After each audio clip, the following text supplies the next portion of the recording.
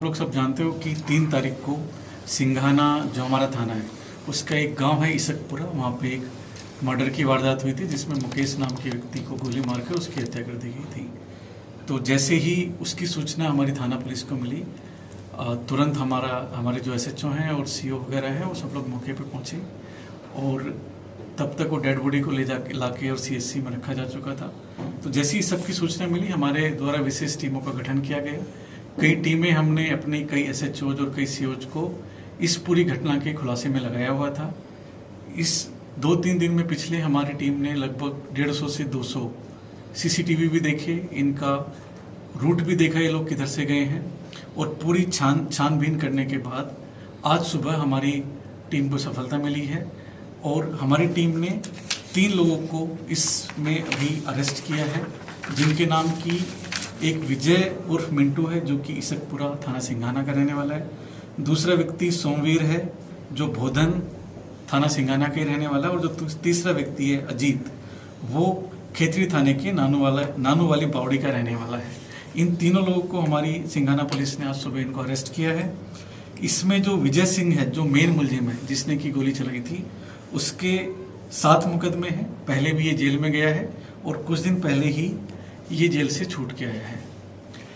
जो अब तक हमारी इन्वेस्टिगेशन से आया है कि ये जो मुकेश है मृतक और जो विजय है, इनमें आपस में कोई पुरानी रंजिश चल रही थी।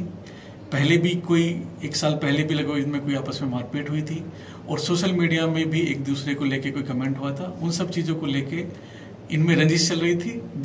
और 3 तारीख को ये मृतक है मुकेश इस इसकपुरा गाँव में अपने किसी मित्र से मिलने आया हुआ था।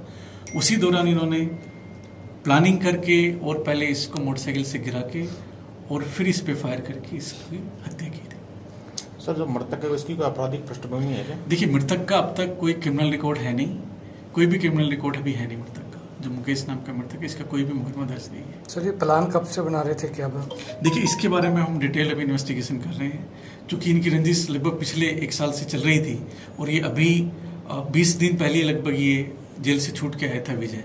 तो इसके बारे में भी हम इसे डिटेल इन्वेस्टिगेशन कर रहे हैं। ये एक पहाड़ियाँ हैं,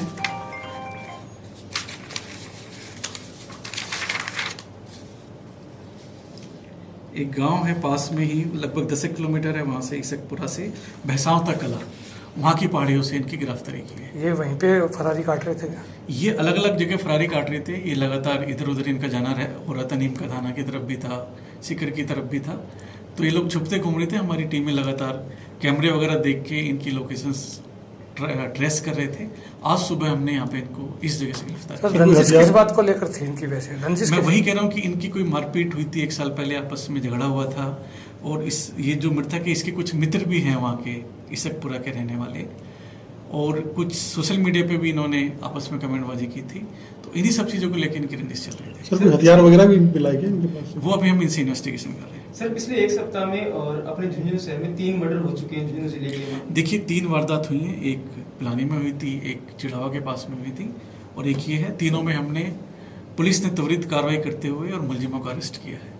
सर, अक्टूबर में डेनिस बावरी हत्याकांड हुआ था जिसमें मनदीप उर्फ मदिया जो हार्डकोर अपराधी था उसे अभी तक गिरफ्तार नहीं किया गया, उसके बारे में आप बताइए। देखिए, अभी भी पुलिस मुख्यालय की तरफ से एक अभियान चल रहा है जिसमें हत्या या और जो जघन्य अपराध हैं उसमें किसी भी तरह के वांछित जो अपराधी हैं उनको पकड़ा जाना है। तो उसमें भी हमारी टीमें लगी हुई हैं। अगर कोई भी पुराने प्रकरण में भी अगर कोई पेंडेंसी है, कोई गिरफ्तारी पेंडिंग है, तो उसमें भी हम विशेष टीम गठित करा कर उनकी अरेस्ट भी सुनिश्चित करेंगे।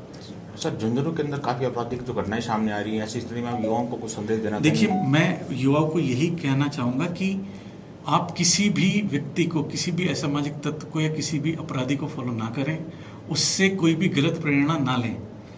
अगर आप वो अच्छा आगे जीवन चाहते हैं, अपने माँ बाप और अपने परिवार को आगे अच्छे से बढ़ाना चाहते हैं, तो किसी भी असामाजिक गतिविधि में, किसी भी आपराधिक गतिविधि में संलिप्त ना हो।